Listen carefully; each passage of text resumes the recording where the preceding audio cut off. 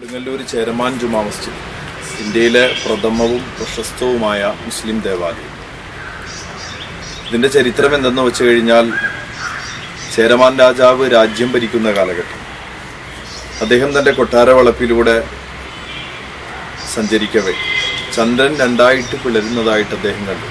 മാനത്ത് നോക്കിയപ്പോൾ അദ്ദേഹത്തിന് വലിയൊരു അത്ഭുതമായി ഇതൊരു അനുഭവപ്പെട്ടു. ഒരുപാട് പേരോട്, ഇതിൻ്റെ കൊട്ടാര ജ്യോതിഷികളോടും അതുപോലെ പൗരപ്രമുഖരോടൊക്കെ ഇതിൻ്റെ വസ്തുത എന്തെന്ന് ചേരമാൻ രാജാവ് ചോദിച്ചു. പക്ഷെ ആരും ഒരു വ്യക്തവും യുക്തവുമായൊരു മറുപടി അദ്ദേഹത്തിന് നൽകിയില്ല. അപ്പോഴാണ് അറബി കച്ചവടക്കാർ കേരളത്തിൽ കച്ചവടാർത്ഥം വരികയും അവരോട് ചോദിച്ചപ്പോഴാണ് പറഞ്ഞത്, ഇങ്ങനെ സൗദി അറേബ്യയിൽ മക്കയിൽ മുഹമ്മദി എന്ന് പറയുന്നൊരു പ്രവാചകനുണ്ട്, അദ്ദേഹത്തിൻ്റെ അമാനുഷികതയുടെ ഭാഗമായിട്ടാണ് ചന്ദ്രൻ രണ്ടായിട്ട് പിളർന്നത് എന്ന് പറഞ്ഞു. അതിലാകൃഷ്ടനായിട്ട് ചേരമാൻ രാജാവ് രാജ്യം ഉപേക്ഷിച്ച് മക്കയിൽ പോവുകയാണ്.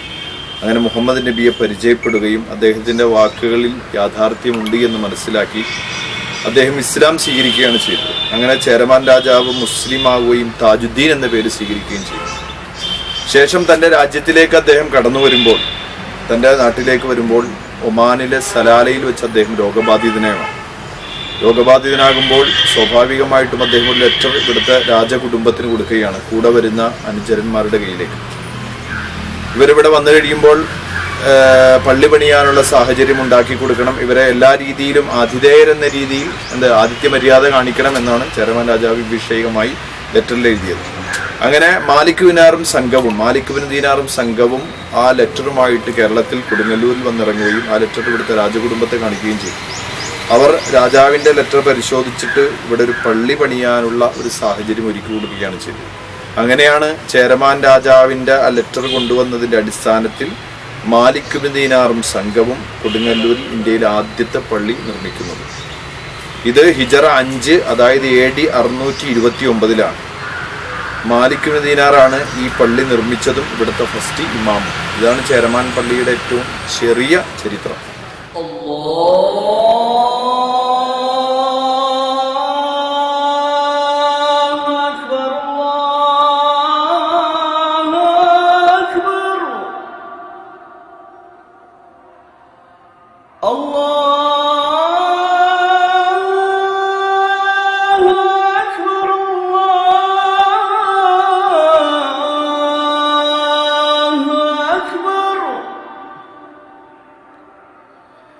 أشهد أن لا إله إلا الله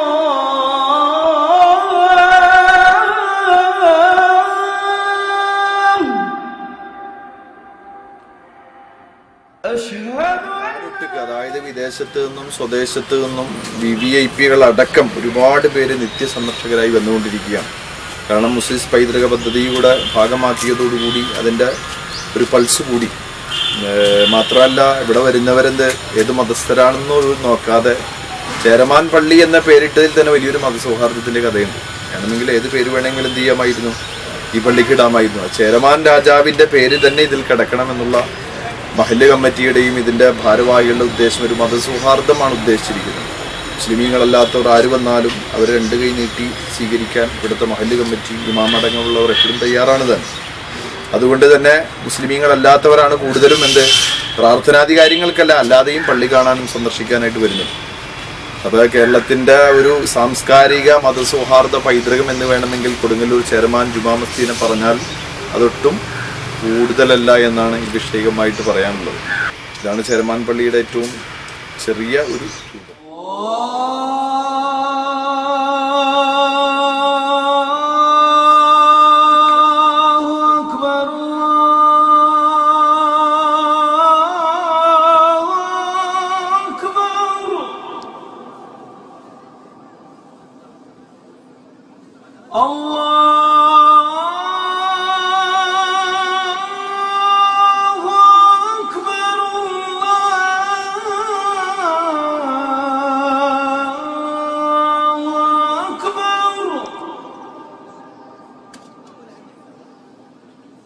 أشهد أن لا إله إلا الله